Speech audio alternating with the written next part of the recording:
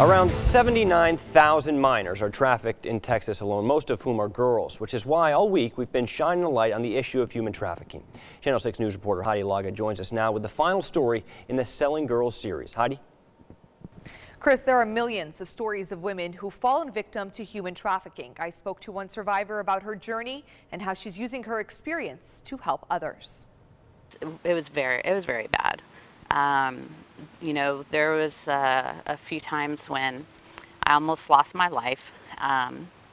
It's just very scary, and it's hard to talk about, For survivor Tony McKinley, it began at home. Started with familial trafficking when I was very little. As far back as I can remember, I was 6 years old.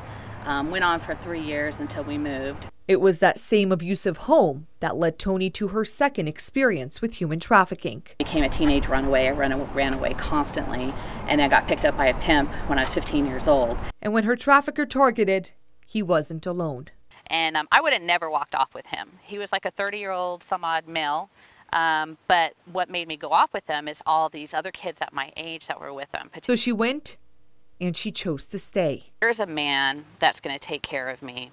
He is complimenting me, telling me how sweet and how I am and how he's going to protect me. And he does. He shows you how he protects you. But then he turns around and he abuses you and allows other men to come in and abuse you. 15 and alone, feeling fulfilled by a stranger. It's not survival as in I need food and I need shelter at 15 years old. It's more trying to get my needs met because I felt so lost. And so even though this man is abusive, he's also fulfilling a need that wasn't getting filled at home for me.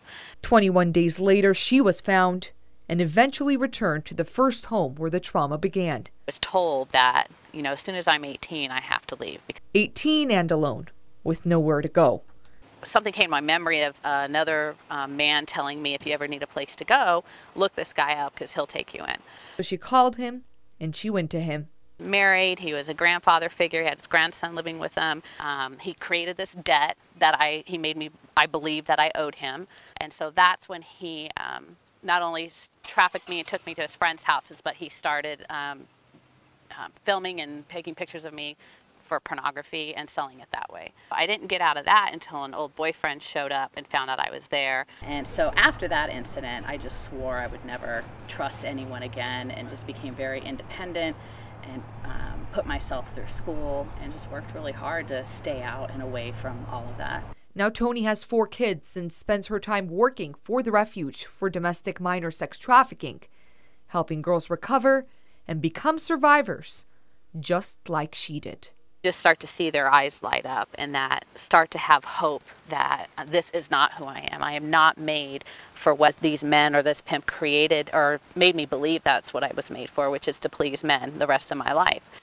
That I actually have a purpose and I can do something good. I'm not a bad person because of what happened to me. As this concludes our Selling Girls series, you can rewatch all the stories we've been airing all week long on our website, KCENTV.com. Chris, back to you. All right, Heidi, thanks so much. Some very important series of stories there.